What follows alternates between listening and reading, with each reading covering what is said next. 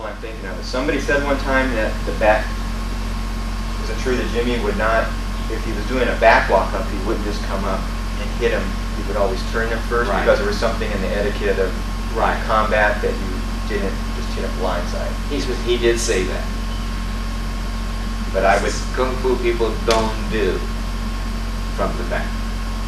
But I would think that if he had to do a commando raid to rescue his wife or a loved one inside the building and their guards, that he would. But that's in essence already defending.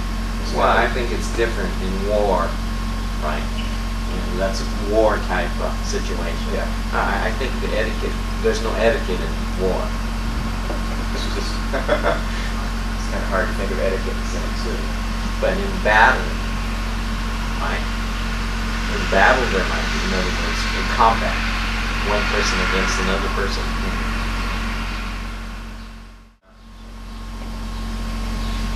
What I tell my guys, see if you concur, that if you had time to step when I throw this punch, if you had time to step, not necessarily step and block, well, if you had time to step and block, to forget it. If you basically, I tell them, if you're going to use this arm, you're either going to be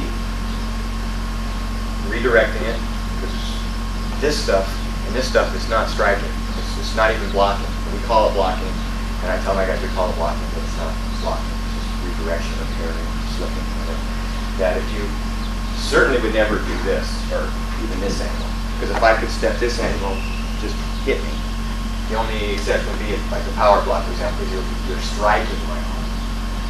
Or Wanda's, when I'm punching here, he'll come with this down under here. He'll turn that cross block into a strike as opposed to instead of a cross block.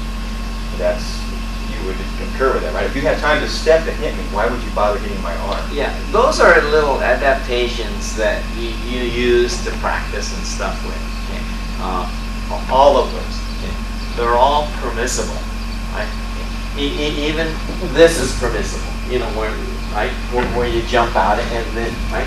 Even that's permissible, but it has to be used in the right context, right? It has to be used at the right time, and that's not. I don't believe that's something that should be practiced, right?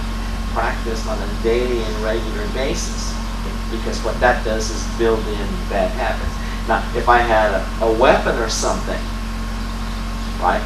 A long-handled weapon, okay, then that's the time that you would have to make that type of a classic move, right?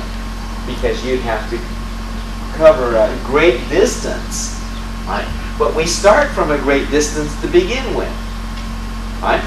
So, yeah, there'd be times when you use it, but not necessarily in the ordinary workout and the learning portions of, you know, the class or whatever. I think you can use the smaller movement, which is quicker, and you know, it's not going to throw you off balance. It's going to give you better angles sooner.